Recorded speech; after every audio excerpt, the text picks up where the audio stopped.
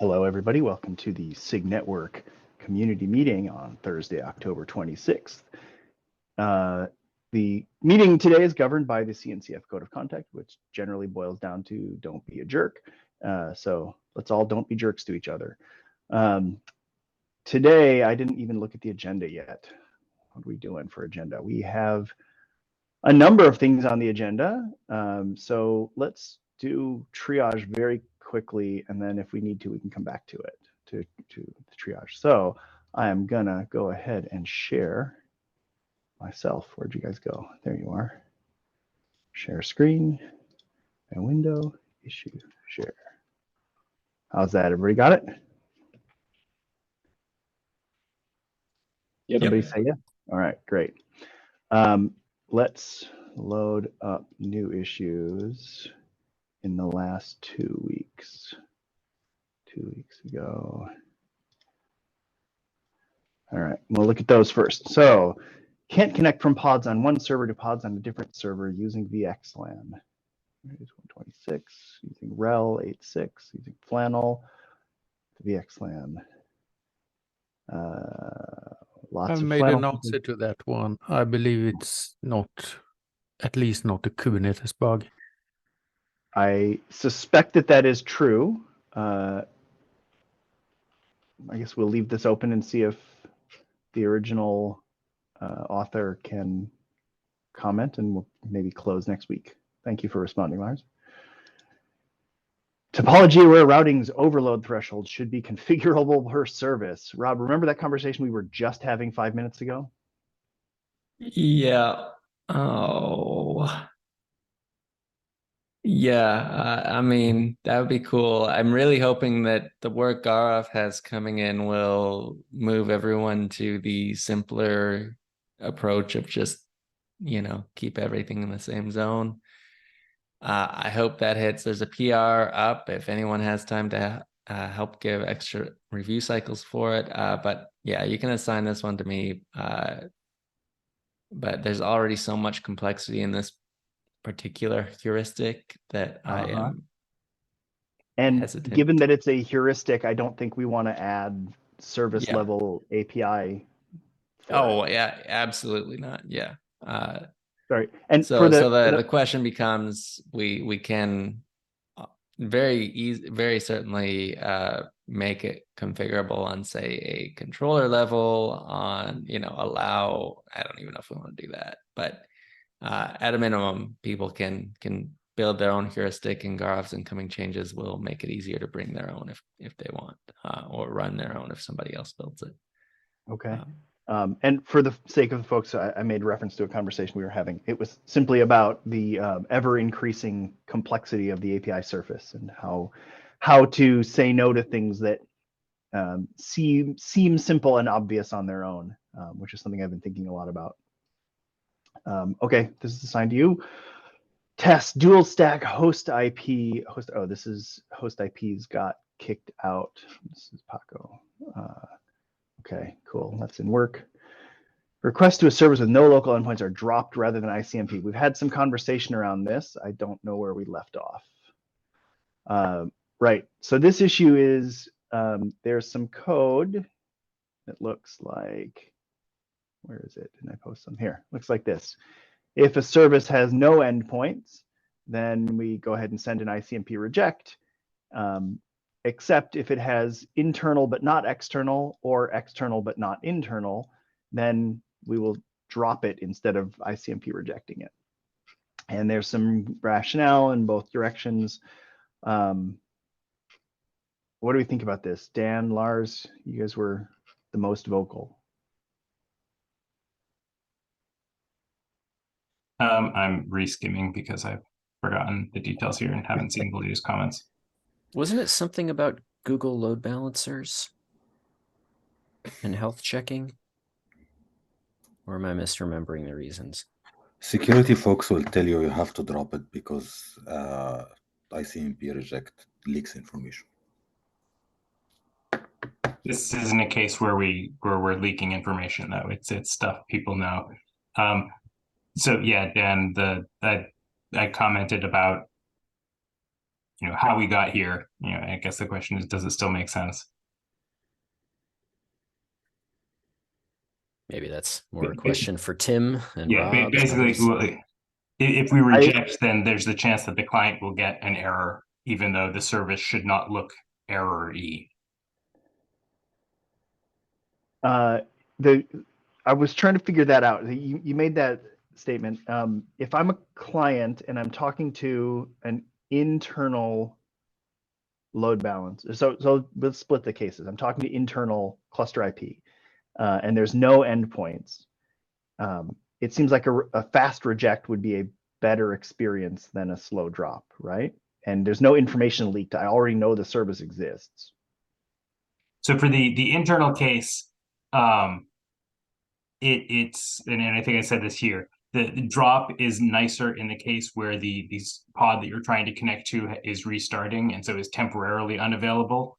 And reject is only nicer in the case where you're actually doing something wrong by connecting to a service that you shouldn't be able to connect to anyway, for the internal traffic policy case. I missed this one. So what did you conclude? We haven't concluded. And also there's the mixed in with this is that IPVS currently doesn't do the same thing as IP tables and maybe can't. Yeah, that's a fun one separately. I'm torn. I guess I don't know what the assumption of an ICMP reject means outside of this context. Right? But usually you'd get a reject for a port not available, right? Oh, you tried to connect to a port on an IP that exists, but there's nobody listening. Which in my mind, I map to service. Like I know the IP exists, but there's nobody listening. So yeah, I mean, it's more for fast fail, right? Because otherwise the client's going to sit there and wait for some kind of timeout, whatever that's going to be. And if you get the fast fail of, there's nobody listening here, then it can do something else. For me, it's also for support. When somebody open a case and you see the reject, the packet reached destination. If you have a drop, just start to find out where in this path this thing dropped. Right. So in the external case, we don't want them to get the reject because we don't want to say nobody's listening to the service IP, right? In the internal case, I was arguing that, well, this helps to paper over a common case, but I guess the counter argument is if the service owner, wants to paper over that, then they should run 2 replicas of the pod so that there's never any point where there's no local endpoint, and then. So yeah, maybe in the internal case, we should be rejecting. And I think for the use case at hand, it was entirely like they're trying to implement prefer local as a mode internally, but they're complaining that it times out and they have to wait too long. And they also have Kubernetes and something that is not Kubernetes that should be supported. I believe that is the root of the problem. Because internally, I have recommended to use the external traffic policy local, which has the fallback to prefer local already.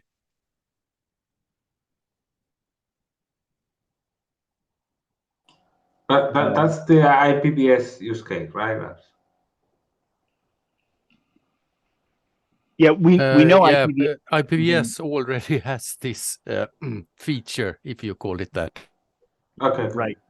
Which we should probably honestly open a separate bug to discuss because it's sort of, I don't know if we have any correctness tests here, but it's not in line with the intention. Whether we encoded that intention in a test or not is a different question. One second. What do you mean by intention? The intention of something like traffic policy local means local or die, right? Local or fail, not local or else go to remote. Okay, we don't have that. Right. Right. That's the prefer local mode that we're going to get eventually. Are we? I don't know. Are we, Rob? Sorry, I've been in the somewhere key else. is eventually in Prefer local. 1.78, 1.78. Is it fair to say it seems reasonable that internal policy, I'm sorry, the internal no endpoint connects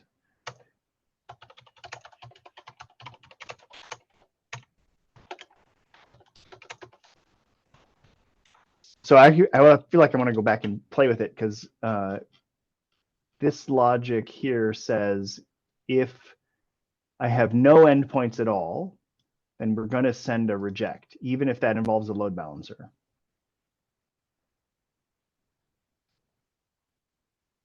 Because in that case, you really do have nobody listening.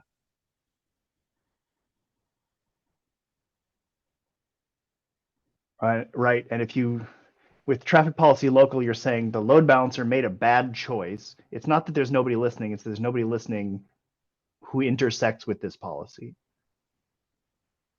Right. And it's not even that the load balancer made a bad choice. It's that it made an unfortunate choice because there's a necessary race condition there. Like it didn't do anything wrong and it still ended up directing the traffic to a node that couldn't answer it.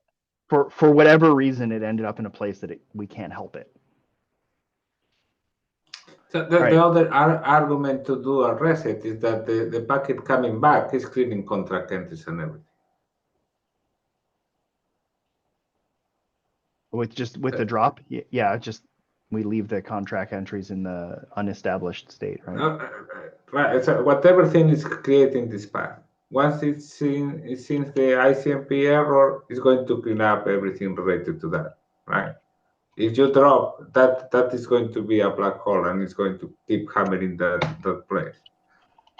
Well, no, because eventually the load balancer will get the updated set of endpoints. You know, it will repull the health checks, and then presumably when it reconfigures its endpoints, that will also, you know, drop or clean up the contract connections.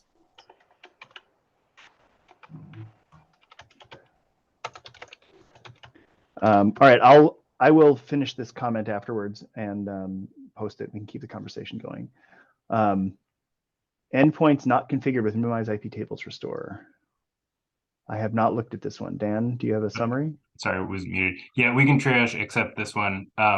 There's definitely a bug in 1.26. He says he has not been able to reproduce it in 1.27 yet, so it's possible that we fixed it, although I couldn't figure out what would have fixed it. But there seems to be some bug where the minimize IP table stuff is sometimes screwing up. Cool. But it was alpha in 126, right? What was that? It was alpha in 126. Yes, in 1.20. They were trying it out in 1.26 before upgrading and found problems. Okay, well, all right, it's triage accepted. How are we for time? Let's pause there and we can come back to it if we need to, if we have time. Let me stop sharing. And next on the agenda is Dan.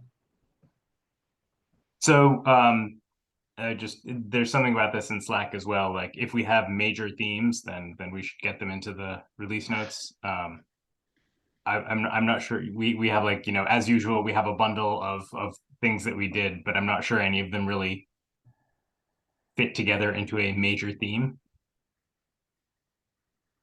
I don't know. I don't think nothing jumps to my mind. Anybody else?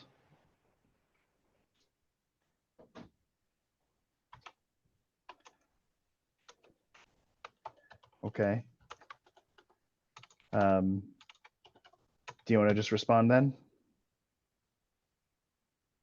I mean, I think, you know, we don't have to respond if we don't have anything. So silence is response. Yeah. Okay. Cool. Next item on the agenda then. That was also me. I was just, we should figure out what the plan is for KubeCon meeting. Andrew, I think, was going to work on that. Yeah, it's still on my list. I figured I'd send out a mailing thread. I just didn't get around to it yet. Didn't want to do it too early. We just want to figure out like a lunch. So I was going to look at some maybe places around the venue because I think we decided we didn't want to do it at the venue. But we can decide more on the mailing thread if that's cool. Okay. Thanks. It's on my list. I haven't forgotten, Dan. I was just thinking about it this morning. Thanks for the poke though.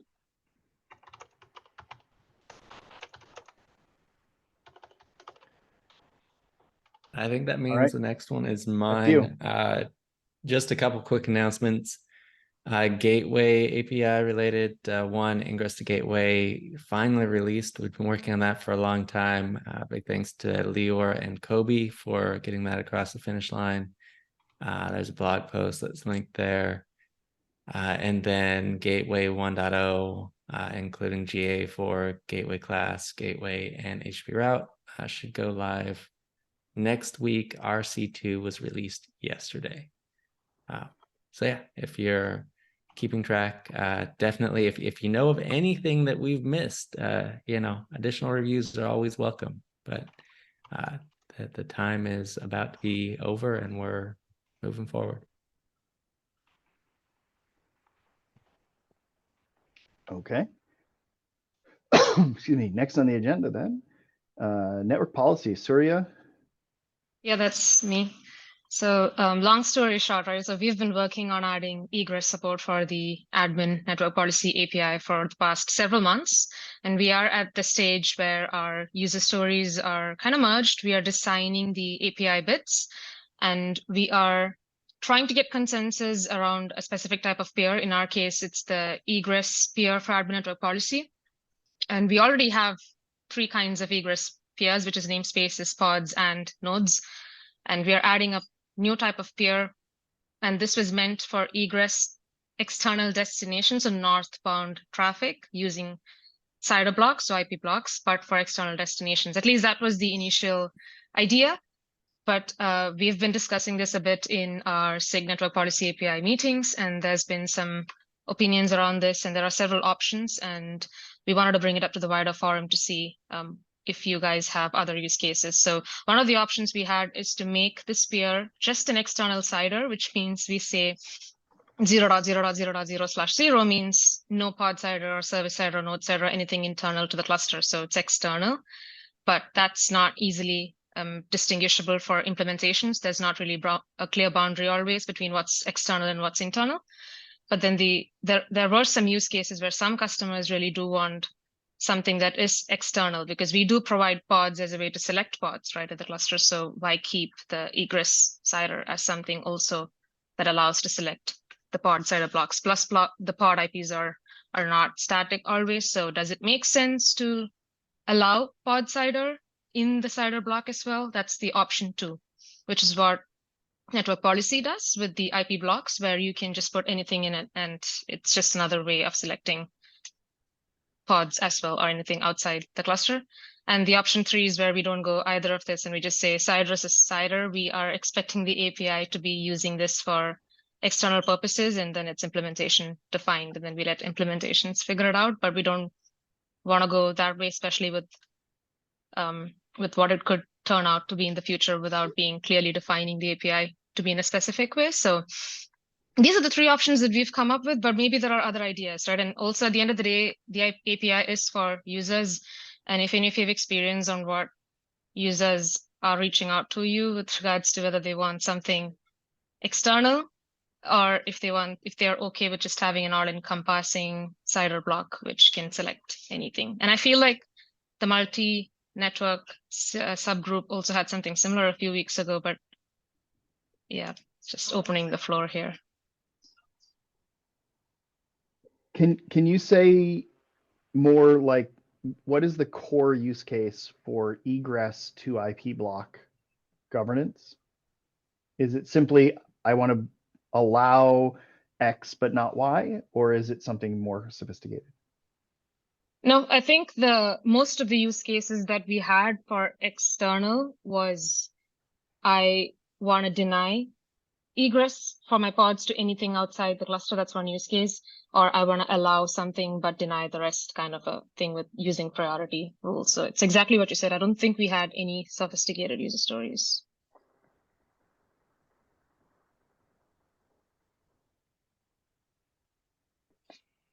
So what I've found, or what I've heard mostly in the last couple of years and talking to customers around egress policy in particular, is that IP blocks aren't super useful. Like 0 is useful. Anything more smaller than 0 pretty much wants to be a fully qualified domain name, which is complicated in a totally different axis. But we're working on that too for ANP. So understood. The question then is like, how do we intersect these things in concept space without making it so that a user has to think about complicated Boolean expressions? You know, Pursuing, when you described the 0 means everything except the IP block, I was like, oh God, like I can't even reason about what that means. The pod IP block, I can't even reason about that. So I have a sort of an instinctive, like, no, let's not do it that way. But that's more instinct than anything. I understand why 0 is useful and saying deny to 0. I don't know, other people? What is the problem? Can you explain a bit more of the problem? It literally boils down to, if you say deny to a 0-sider, should that mean deny that pod from talking to everything, including other pods and everything external, or only deny to quote unquote external endpoints? Right? That's it. That's like the root of it. And in network policy today, we recommend that if you deny to 0, you deny to everything. But some CNIs kind of do things differently. Like Cilium does it one way and their Calico does it a different way, etc. The other way of looking at it is network policy and admin network policy all enforced in one place, or are there cluster egress policies that only happen to traffic leaving the cluster, which are separate from the rest of the policies that apply to traffic within the cluster?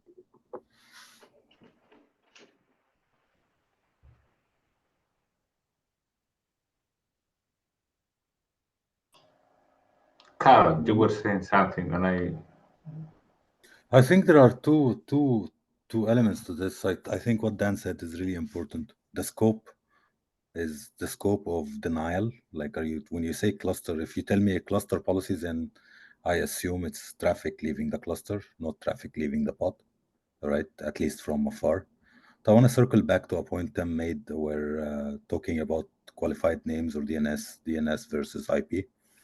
The DNS stuff works really well for like that. That's requested by people who want to limit pod to talk to a partner, say e-commerce, and I have a partner of some sort and I need to only limit the traffic there. But everything internal, including peer network, VPN network, and so on, is usually IPs. What I'm trying to say is IPs will work, but not for everything. And we should start there, and then we should also consider the DNS for a later stage or address it separately. As for the scope, this is a very complicated topic, to be honest. We just need to make a choice and clarify it across. And for those CNI who don't comply, we need to say that's not compliant, and that's it. Maybe customers are perfectly happy with this when they use their CNI or users. But it's from an API standpoint, we need to make a call. Otherwise, it will be very ambiguous. Thank you. Yeah, thanks, Carl. I think that does make sense in the part. So we are working on two network policy enhancements. One is for the egress with the CIDR, and the other one is for the FQD and stuff. So hopefully we'll have both to answer the first part of your question. And second thing, I think maybe you're right. Maybe we just pick one of these as an API group and then we stick to it and then we write conformance tests around it. I do want to give you a heads up, sort of a warning, because I've been there at some point of my life. Once you start the FQDN game, you're going to end up with wildcards, the limited support of wildcards. So be ready for all those edge cases, and nice to know that somebody actually does this, right? And by the way, I've seen some older firewalls that actually support regular expression for fully qualified domain name. So it's like, in addition to the wildcard, you also have a regular expression domain name. So Can I get a hell no? oh, I'm not saying we should. I'm just saying that as you deal with this, if you hear this, exactly use what Tim said. Hell no, we're not gonna do that, right? Yeah, everything devolves into a regex eventually. Sorry, I couldn't play back to you all three of the options because my memory's not that good. But my visceral feeling is anything that requires users to think about the intersection of a CIDR block and whatever their cluster happens to be configured for pod IPs at the moment is probably a bad idea. Like I just don't think that level of gymnastics is reasonable. Even for admin network policy, where we expect admins to be somewhat more sophisticated than end users, I still find it to be hard. Like simple and obvious, even if it's imperfect, probably is better. Gotcha. Yeah, I think I will write that down as one of the items here. But which is the option? That's option 2, right? So Tim is talking about option 2, where don't make users think about this, right? Whether it's external or internal or whatever, they just put a block in, it works, right? Depending on what they want to do. If they want to say, I want to block all external traffic, with option 2, they have to say block 0000 and allow all pod traffic, right? So maybe, I mean, if that's really the problem, maybe there's a simpler way to express that specifically, right? Like, I don't even know what external means. Does it mean external to my cluster, or does it mean external to my virtual network? Does it mean everything that's not RFC 1918, or does it mean RFC 1918 plus the commonly used non-RFC extensions to that? Like, I don't know, right? And I think this is where the, does anyone have explicit user stories about this stuff would be great. Do you have a link to the NPEP issue there, Surya? Yes, I do. Let me pull it up. Yeah, just add that to the minutes so people can chime in.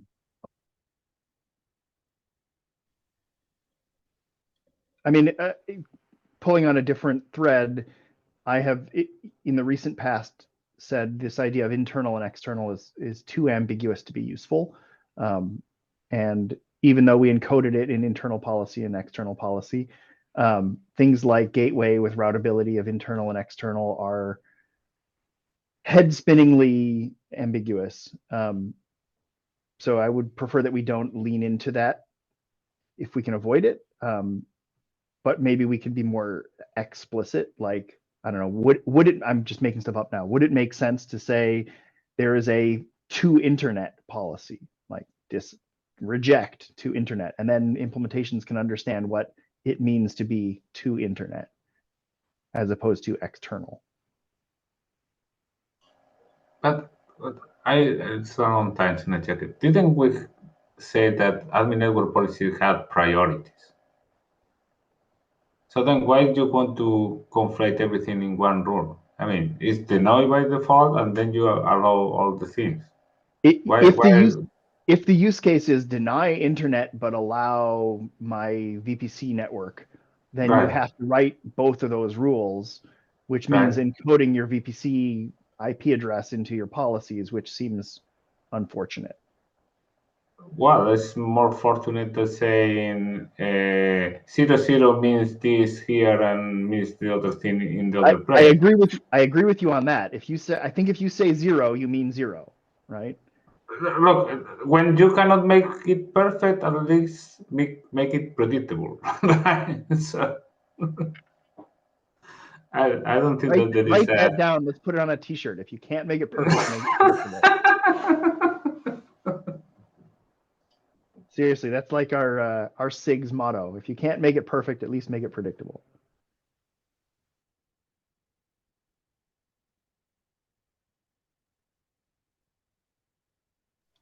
Anyone else want to talk more here? Suri, do you have some guidance or some direction?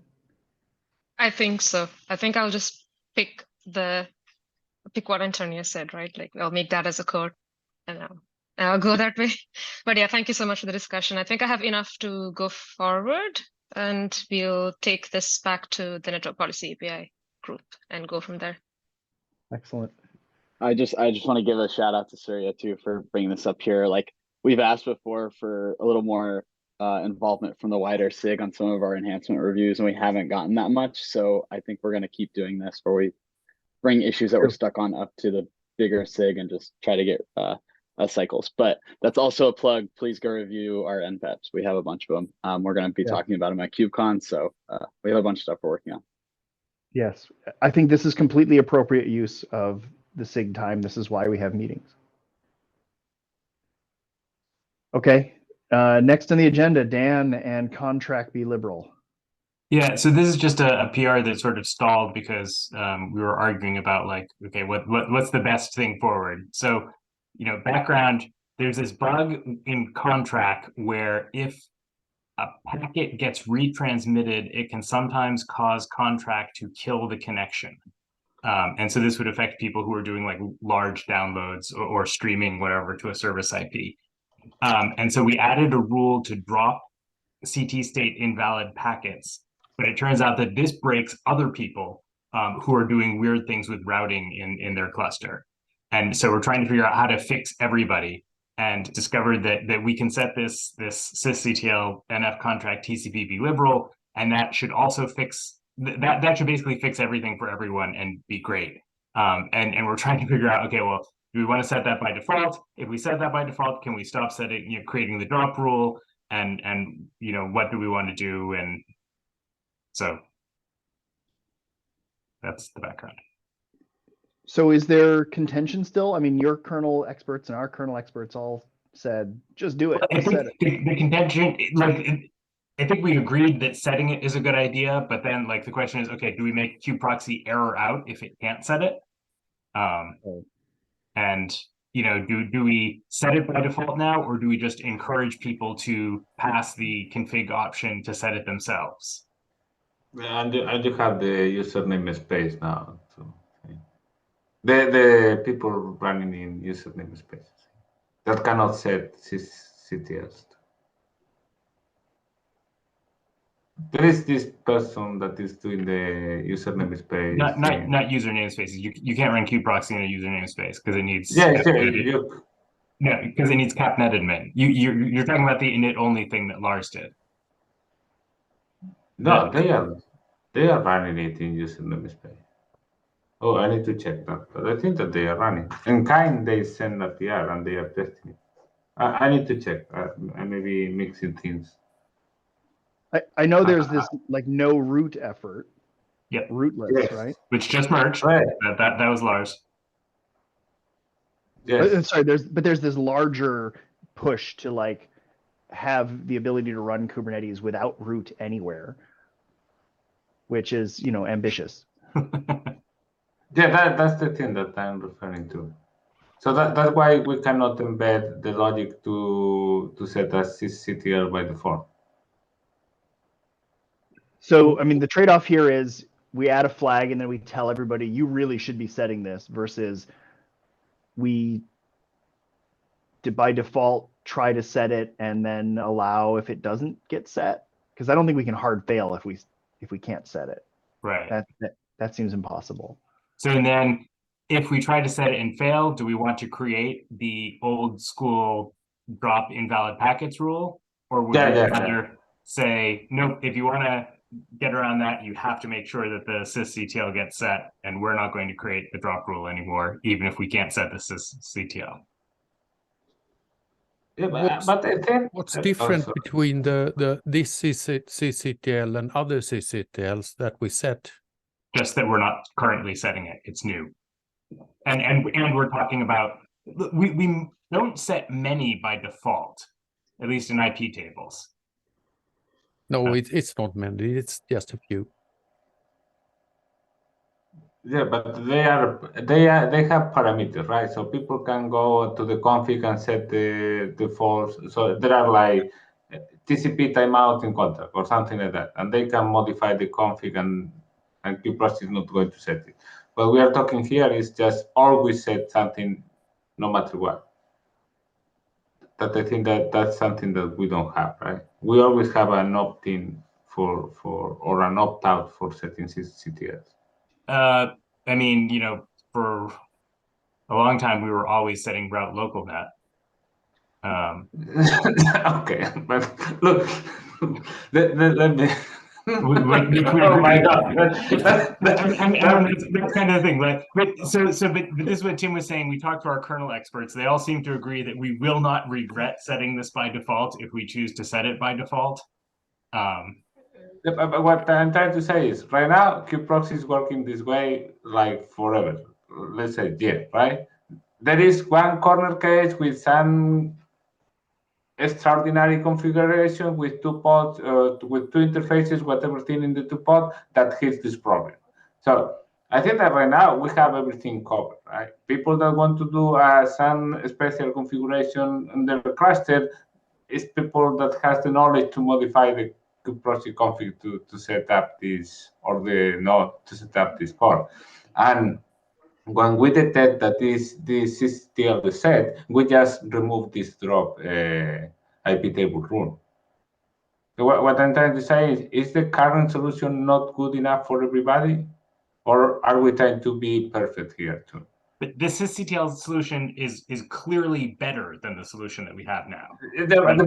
We know of one bug that the current solution causes, but there may be others. Yeah, but that's what I'm saying is, are we trying to be perfect without knowing, or do we really know? I think that we are trying to be perfect without having real evidence that we are going to improve.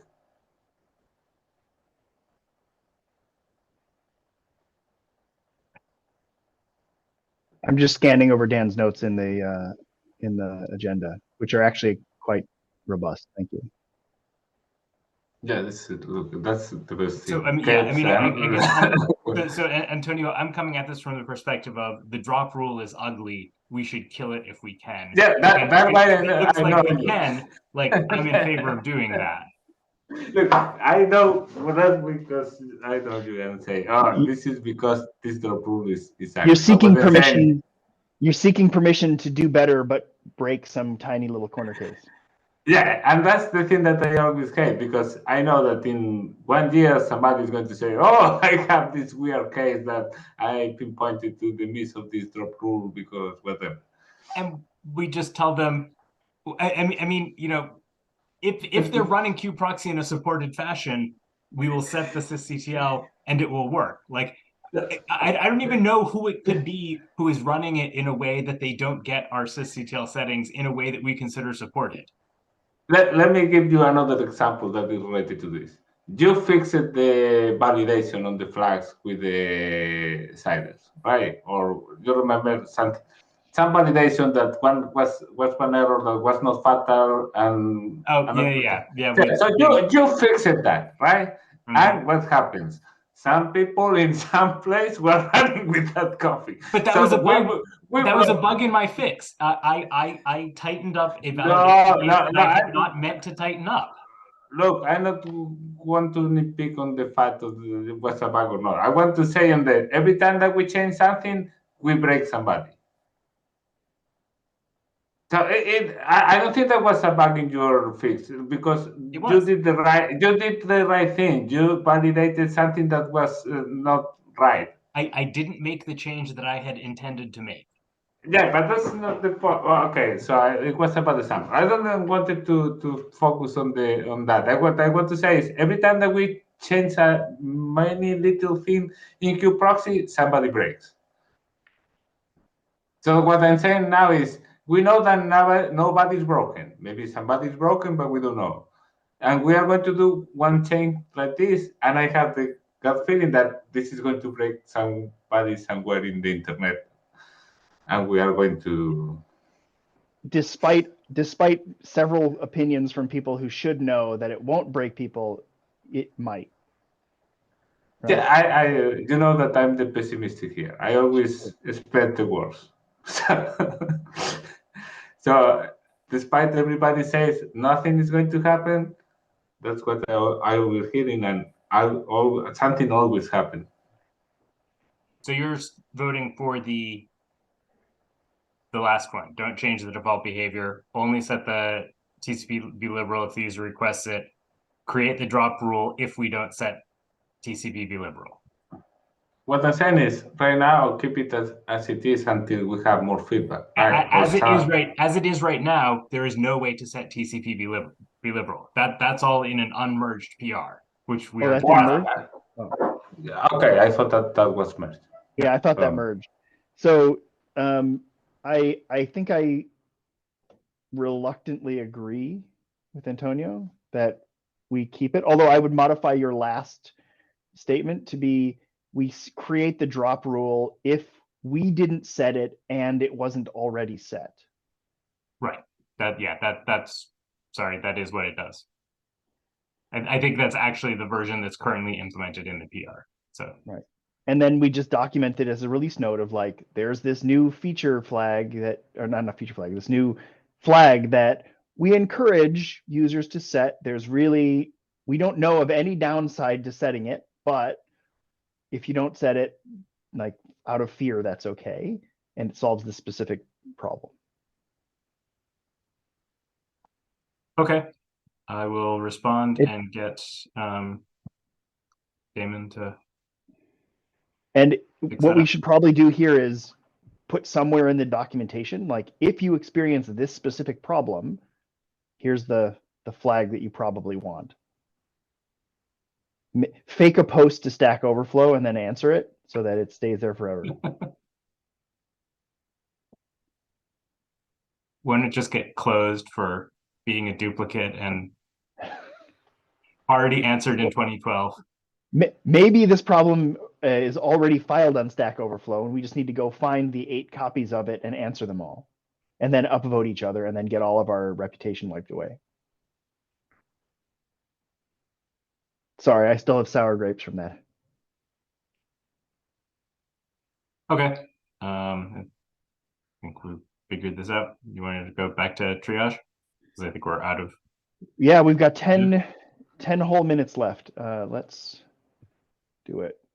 Share screen window. Okay. API services status blocked on failed discovery check with 503. Who knows what this one was? Somebody responded. Antonio responded. Do you remember this one? No, I don't remember. Okay. But assigned to me. When was this? I refuse to assign issues to you until we understand what they are. Look, when my quick scheme is just they have some extension of API server, right? Go to the URL cluster.alauda.io 503, a public IP there. So most probably they have a problem connecting from the API server with this extension or something like that.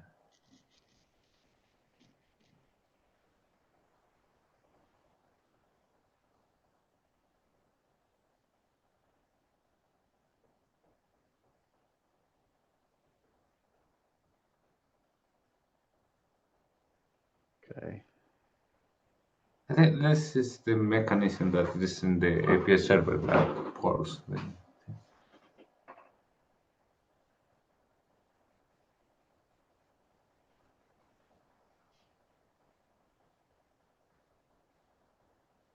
Oh, or is something different? Oh, this is the IPVS thing where service IP. I thought we made this somewhat better. So you mean that because it binds or something, the IPVS? All the service IPs are set on the IPVS 0 interface. So And any port. If you bind to 0000, then okay, then it's not the one that I thought about. Do we have any guidance for that? Yes, you're right. Okay, I didn't read that. Okay, I read the comment. So. I not being super familiar with IPVS anymore. Is there any way around this? Lars is the resident expert. What is Lars? No, not really. Because I believe there is a check now that if an address is bound to another interface, it will not be bound to the Kube IPVS 0. But if it's on another node, there will be a collision because then the other node will think it's actually the API server. I believe it could be. You can assign it to me and I can have a look at it. Okay, thank you.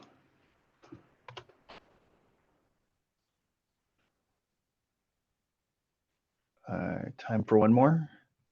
Why do you Kubernetes have the company symbol in the people? Oh, there's like a Chrome extension that you can get as a Ah. Google employee, which will show you other Google people so that you know when you're engaging with a Google person. I don't know why, but I found it and I thought it was cute. I have occasionally like engaged with people only to later find out that they were employees, and I was like, oh, that's cute, but like it didn't change anything. So. You didn't go through this. Look, this is awesome. This is the one that you can have the same IP as valid and no, what is the name? Oh, okay. Valid and invalid. I don't remember the names in the API. Ready and not ready. Right. Yes, ready and not ready. So that's the one that you have the link there. Yeah, that's a good one for the discussion. Who can summarize it? Well, here's your PR with it. It turns out that within an endpoints object, you can have the same address in both ready and in addresses and not ready addresses. And within a slice, you can have duplicates where one is condition ready and the other is not. And the question is, should we be validating against that? And A, should we be? B, can we be, given that we don't already?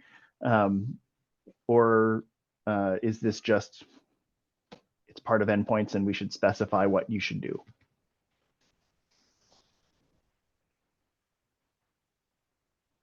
Rob made a correct assertion in one of these threads that given endpoint slices nature, you could have the same endpoint in two different slices with different conditions.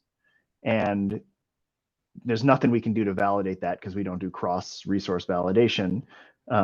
So at the very least, we should specify, like, if you find the same endpoint and the conditions don't match, then I don't know what the right guidance is, but we should write that down. Is that sufficient? Or should we say, within a slice, you shouldn't have the same endpoint twice? Or within an endpoints, you shouldn't have the same endpoint twice?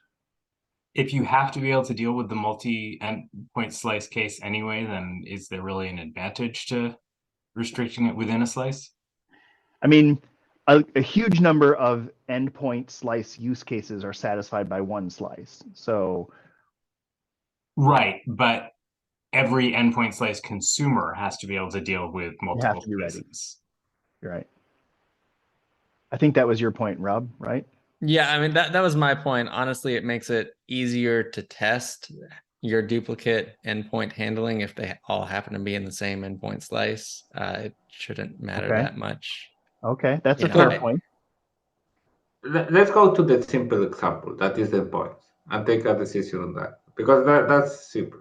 Is you have ready and not ready addresses. What do we do there? Do we validate? Do we wipe out one? Do we leave both? So we can't wipe one out because we used to resort. You saw that code, right? We used to do that. And as proud as I was of figuring out that code, we should never have been doing it. And we don't generally take input from a user and then change it, while we store it, right? Yes. Like as a general rule, we just don't do that because it causes apply loops and other weirdness, right? So, and even this user being a controller, we don't do it. So we can't just wipe it out.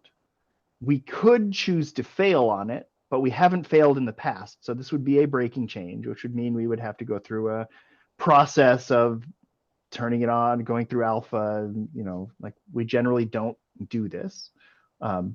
It's probably safe. Anybody who's doing this is almost certainly sort of broken anyway. But it's a lot of work for very little return. Like my feeling at this point is the lazy answer wins. The lazy answer is we document what happens, what you're supposed to do. Should you be pessimistic or should you be optimistic? If you find an endpoint, it says it's ready, and you find another one that says it's not ready, assume.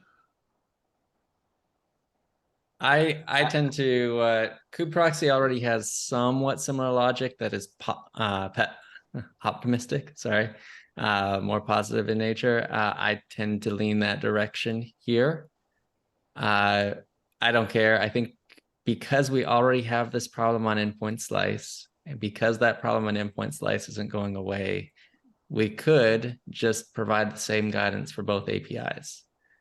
When you run into this problem in either case, assume the best outcome of this is ready, or whatever that happens to be. I don't know. Cal? Anybody disagree with that? I do. Because you will be sending traffic I'm shocked. to a non-ready endpoint.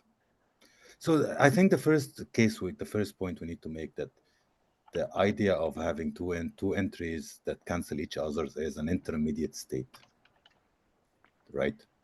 Having two endpoints that one was a state that cancels the other one is usually an intermediate state because the controller that's responsible for doing this will eventually correct it, right? So that's something we need to write in the documentation. Now, the assumption here is it safe to send traffic to an endpoint that's ready, or is it safe to send traffic to an endpoint that's not ready? All right, that will lead into reliability issues. In meaning, it's safer to keep the system not at the full capacity, which let's say 10 endpoints and just 9 because one has canceled state, than sending to 10 and one is out there not responding.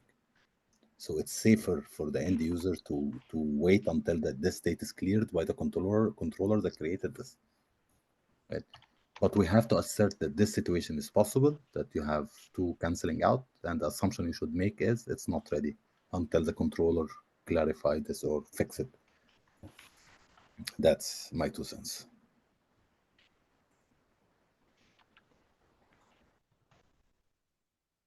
Discussion? Oh, we're at time.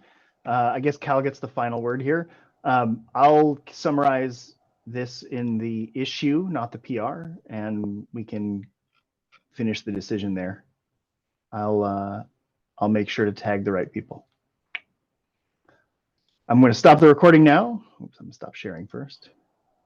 Stop the recording. Thanks, everybody.